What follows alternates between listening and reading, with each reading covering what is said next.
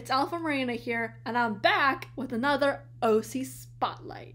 Basically what OC Spotlights are basically when I talk about an OC of mine and dedicate pretty much an entire video to talking about them, their story, their inspiration, maybe the series they're inspired from, what role they play in it. Pretty much that. I just talk about anything relevant to the OC that I can think of, you know? Today's OC Spotlight is going to be Delphine Jacobson. She is pretty much inspired by Cat Valentine from Victorious and this girl from high school. I'm going to call her Tina. And they're pretty much like combined to make Delphine personality and aesthetic, you know? One thing you have to remember about Delphine, she's autistic and she is very much like a wish fulfillment character for me, because growing up I didn't see a lot of autistic girls on TV and the media I liked. In like movies, I didn't see a lot of autistic girls. It's mainly just autistic boys, and they're pretty much like, I don't know, Sheldon Cooper from The Big Bang Theory. Don't really watch that show, but that's one of the only ones I'm aware of. Where there are autistic girls in the media now, and I don't really watch those shows. Maybe I should watch those shows. I could really use some recommendations. Don't know if I'll ever get to them because I have a lot of other stuff to watch. It's always just adding on to that list, you know? Like Sailor Moon, Spy Family, blah, blah, blah, blah, blah, blah, you know? It's just so much. I really wanted to create Delphine as sort of like a wish fulfillment type of thing and give it to the next generation, because I never had that growing up. I might as well create a character that and give it to the next generation so they can grow up with characters like Delphine, you know? Dramatic was created during the COVID lockdown, like the very early part of COVID. And I just created it because it's just something I always want to write about ever since seeing Victorious on TV when it aired in like 2010. And, you know, I just wanted to create something with a darker twist to Victorious, because Victorious, its premise is pretty much just a girl, Tori Vega, goes to performing arts high school and has to fit in. Well, the protagonist is Tyler, not Delphine. She's like his best friend that becomes his best friend later in the series.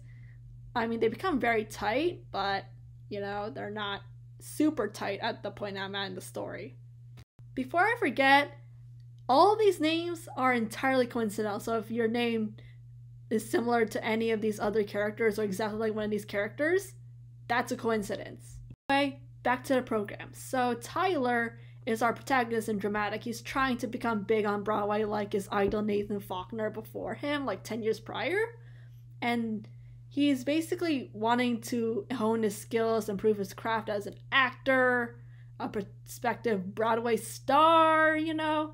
But it's kind of dark in a way because it kind of deals with like the dark side of fame and stuff like that. Not like Victorious where it's all lighthearted comedic. Well, Dramatic has its fair share of like teen drama stuff, but I don't think it's as kiddie as like iCarly or as adult as God forbid, Euphoria. Anyway, back to Delphine. She was born to two New York residents in 2006. Compared to my other OCs, she actually grew up pretty well off. Like, she didn't have a lot of trauma or anything like that. She just grew up with a very supportive family, and that's all she really wanted, and she got it, you know? Not a lot of people get that sometimes, like with LGBTQ people and other stuff, and I just don't want to write Delphine with like a really, really crappy family. It just didn't feel right to me, because if, you know, if her family's crappy, I feel like we need a little bit more positivity to balance all the negative stuff that happens to some of my other stories. A lot of the characters in the Dramatic series, like the part of the main cast, they all have one thing they are very, very, very good at. Delphine is very good at dancing, specifically musical theater and ballet. And she's basically honing her skills at ballet and dancing because she wants to be some sort of a dancing expert. I haven't worked out that part yet, but what I have worked out is that she was inspired to dance after watching her older sister Cecilia's dancer recital when she was like 5 years old. And she was inspired to follow in Cecilia's footsteps so she could be like dancing and stuff like that. She really fell in love with dancing. It's like her way of self-expression. Dancing is an art, and I can't dance. Years after that, that's like 2011, so we're talking 2014, 2015, she learned she was autistic, and her family is very accepting of that. They were like, okay, she's autistic, let's see what we can do to support her. And I think that's important to show because, you know, autistic people don't have a lot of representation. I want to show that they can live in a very happy way when they have role models like Delphine and her family, because there's definitely going to be people who are going to crap on autistic people just for the way they are. And I think it's important to show that autistic people are human, like they're humanized and not infantilized, you know? I just want to, they're not robots, they're literally just people like you, me, and everyone else.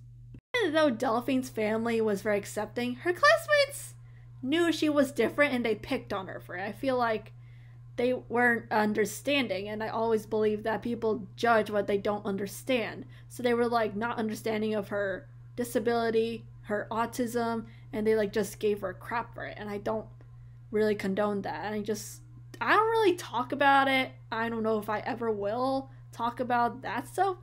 It's kind of like not as big of a deal in the story as like her character arc, which is about her trying to become a professional dancer and trying to hone her craft. But I'll get to that later. She met her lifelong best friend Sophie in 7th grade. I want to say this is like 2018, 2019, and they really hit it off, and despite their differences, and they could really relate to each other's life experiences for being ostracized and bullied by their classmates. But it wouldn't last too long because Sophie and Delphine went their separate ways of high school. Sophie went to an all-girls school, Delphine went to a co-ed school. And at Delphine's co-ed school, she was there for freshman year. She was like bullied, tormented, harassed, blah, blah, blah, blah, blah. Like all the bullying you can imagine. And throw it into that one school. She was just so miserable. She just hated it there. And her parents took notice and they moved her to Sophie's school, which was a happy ending for her in that sense because she was able to get away from all that crappy environment, all the crappy people there. And Sophie was like her best friend, the only one that really understood her outside of her family. So Sophie would just show her around the school, get her accustomed to stuff. This is like 2021, 2022, I want to say. And they're like besties again. It's around October 2021 that Delphine and Sophie were accepted and invited to join the rigorous boot camp, Camp Dramatic, held by this man Rexel. He's like an old man who just very jolly old man type of thing. Kind of like Santa Claus, but not really. And that's where they meet some of the other characters of the cast of Dramatic, Tyler being one of them. A couple months later, this is like February 2022, and then the other guy is Oliver, who is Tyler's rival, but I'll talk about that another time. So at the time of recording this, I'm still kind of like a little ways into season 1. I've been just kind of ironing stuff out and also working on other stuff, and also college takes precedence because I'm a full-time college student, so bear with me. So Delphine at this time only has one episode dedicated to her, and that's like the 4th episode, I believe, where she tries to get like to hone her dancing skills. She kind of delves into her insecurities about her abilities, and her body type is kind of like a little chubby because the girl I mentioned earlier, Tina, has a similar body type, and Delphine is kind of struggling with that, but she doesn't have anything like an eating disorder or anything like that. It's not that extreme, but she just has a couple of issues with confidence and self-esteem despite what other people think. And that's all because this mean girl Stella has been bullying the crap out of her. She's kind of like the bullies from her co-ed school for the freshman year, and she basically just bullies Delphine. But at least she has Sophie to stick up for her. And I'm only like a little ways into season 1, like on episode 7, 8, 9, 10. Somewhere around there.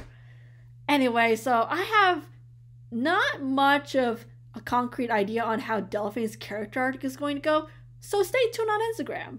Fact, by the way, Delphine's aesthetic was originally going to be like pastel, 50s aesthetic with the poodle skirt with like the pink and all that stuff.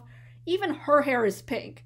Kind of like Cat Valentine's unnatural red hair, Delphine's hair is an unnatural shade of pink. Like, you know, it's a very like pink, pink, pink. She's very girly, very much fits her vibe, outgoing, happy, la la la la la.